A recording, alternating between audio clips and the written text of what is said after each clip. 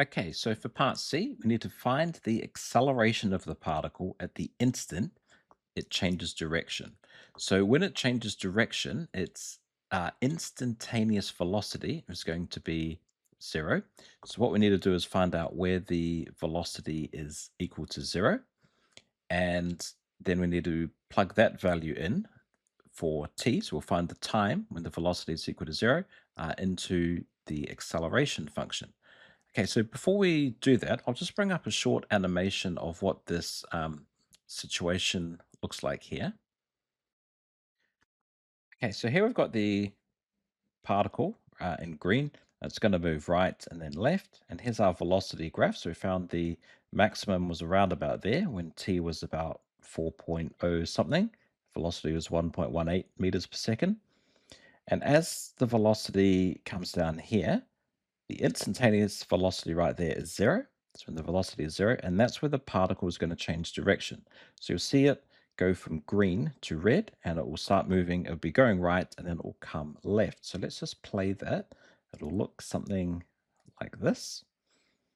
Okay, so I've slowed it down a little bit so we can see it come along. I'll just speed it up a bit, and it's coming closer to 0, and now it's red, and then it's changing direction, and that's it there. So it's about here where we change direction.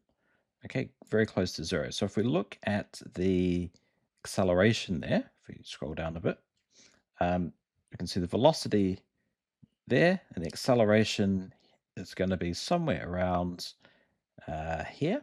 There it is there. And that's about negative 2 point something, about negative 2.5 or so.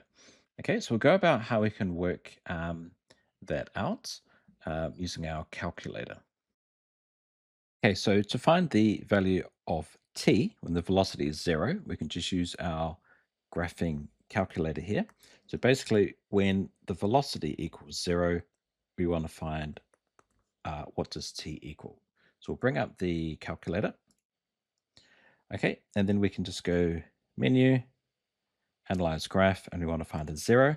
So it's around about there, and there it is there, about 1.658, and we can get a couple more decimal places, say 5 decimal places there, 1.65841. Okay, so we'll make a note of that.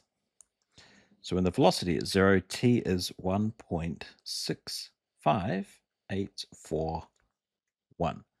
Okay, so now the acceleration is just the derivative of the velocity.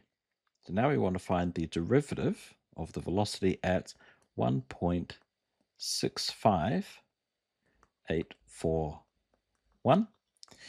And the easiest way to do this is just put it straight onto the calculator. So we'll bring the calculator up again. So what we want to do is go to menu, calculus, and then we're going to take the numerical derivative at a point. So I'll just call the variable x. So that's our t, and the value, we want to find the derivative at 1.65841. And now we just punch in our function. So that was the velocity function was 1 plus e to the power of negative, and I'm using x.